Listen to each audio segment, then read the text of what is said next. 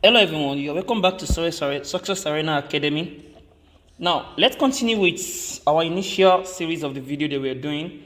Please, if you are new to this channel, please don't forget to help me subscribe to this channel and then like my videos, and so it will give me more edge or give me upper edge on what other videos, and so that my content can be produced out on YouTube. Now, you see, I promise that in my next episode, I'm going to explain to you different problems on how to apply the formulas to solve under tin cylinder. So we are still on the continuation of tin cylinder. Now, today we are going to be solving a problem on tin cylinder. But before I solve the problem altogether, the problem will be shown on the board as soon as possible. Before I solve the problem, I'll first analyze something to use that. For every tin cylinder, if you see a question that is related to tin cylinder, like they just said maybe a cylindrical pipe of diameter, now you need to first determine if the cylinder is a thin cylinder or it is a thick cylinder. Now, how do we determine that? Note, for a cylinder to be a thin cylinder, then the ratio of the thickness to the diameter must be less than 1/20. Now, if the ratio of the thickness to the diameter is less than 1/20, then the cylinder is a thin cylinder. That is the condition for thin cylinder. Now, let's start. Now, the question is shown on the board. As seen, they said a cylindrical pipe of diameter 1.5. The diameter of the pipe given to us is equals to 1.5 meter, and the thickness is 1.5 centimeter. The thickness of the pipe is equals to 1.5 centimeter altogether. Now, they said it's subjected to an internal fluid pressure of 1.2 Newton per meter square. The pressure is equals to 1.2 Newton per millimeter square. Don't forget, in my last video, I told you something that your pressure, the unit of the pressure, the longitudinal stress, and the hoop stress must be the same. Either it is in Newton per millimeter square or it is in Newton per meter square. Altogether, any one of them will be correct. And make sure that your unit, whenever you have a unit of diameter and thickness, they must be uniform in meter and meter. Now, the first thing I need to do here is that we have to determine the longitudinal stress, which are the principal stresses. This one we don't know. And then the hoop stress, determine the hoop stress and the longitudinal stress. We don't know the two of them. But the first thing I need to do here is to convert this thickness into meter, as I said earlier on. So the thickness should be equals to 1.5 times 10 raised power minus 2 meter. As we also know that what centimeter is 10 raised power minus 2. So I've been able to convert this thing into what? Meter. Now, I think we now have uniformity in the stress. Now, let's forward check if truly this question is a thin cylinder or not. You know, I said the ratio of the thickness to the diameter must be less than 1/20. Please note, in exam, you don't need to put this one in your question. It's just a means of what? Checking if I'm truly correct or wrong.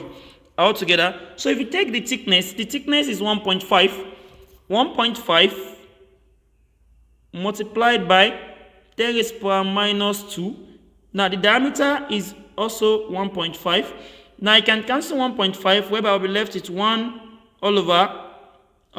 This is 10 raised power minus 2, which is the same thing as saying times 1 over 10 raised to power 2, which will give rise to 1 over 100. Now, 1 over 100, as you have to see, 1 over 100 is less than 1/20. Automatically, this cylinder is a thin cylinder, as we've tried to cross-check if it is really true or not.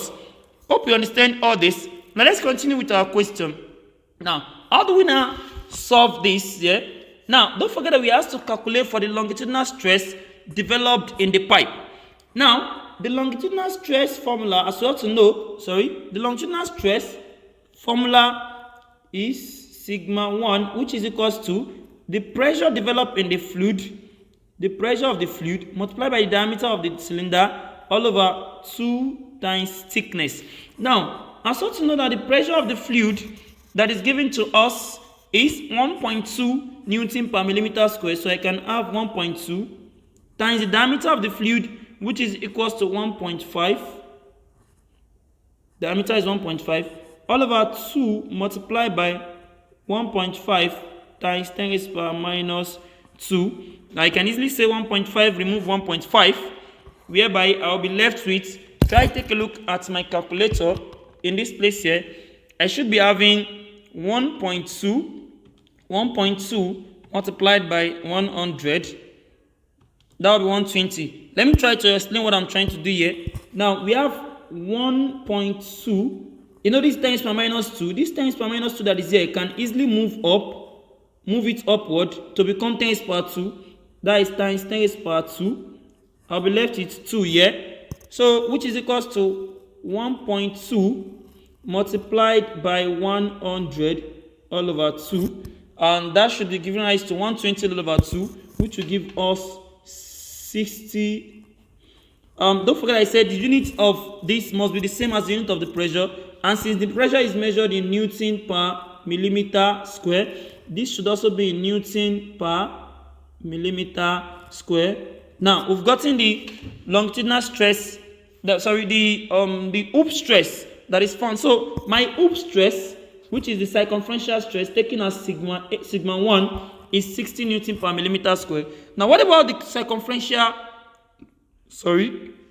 Okay, I think the first question is longitudinal stress and the second one is circumferential stress. But what I solve here is for the circumferential stress. Now let's take a look at how to get the longitudinal stress. Now for the longitudinal stress now, I should be having something of this manner. Now the longitudinal stress, I'll be having sigma 2 to be equals to P times diameter all over 4T.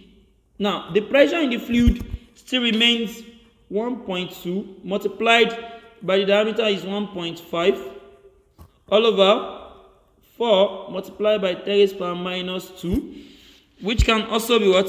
Further solved as 1.2 multiplied by 1.5, 1.2 times of 1.5.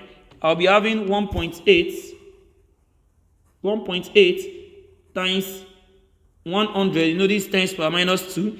10 raised power minus 2 can go up, move up here to become 10 raised power 2, which is the same thing as 100. So I'll be left with only 4 here. So I think 4 divided by 100 is 25. 25 times 1.8. 1.8 times 25. That will give rise to my final stress will be equals to 45 Newton per millimeter square. Now, as you have to see these two stresses, you will notice something that is here. That the longitudinal stress and the hoop stress, they are both tensile, they are positive, which I said earlier on that what these two stresses, both longitudinal and tensile, and what longitudinal and hoop stress, they are both tensile stress altogether. Now we can, I said these two stresses are principal stresses, so we can even calculate. This is not part of the question, please. So I just want to show something that what we can easily calculate the maximum shear stress that these two stresses will develop. We didn't ask us to calculate it, but I can easily get the maximum shear stress. Now, don't forget that one thing in strength of material, maximum shear stress is always equals to the maximum principal stress, which is the hoop stress, minus the longitudinal stress all over 2, which can give rise to 60 minus 45 all over 2, and I should be having 25 all over 2. 15 all over 2.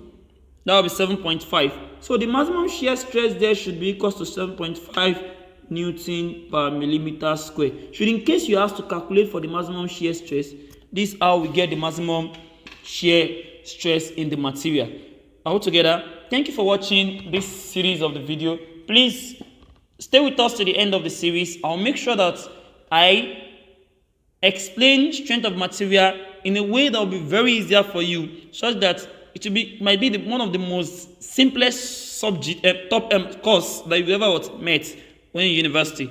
Thank you for watching. Don't forget to like the video and drop a comment for me.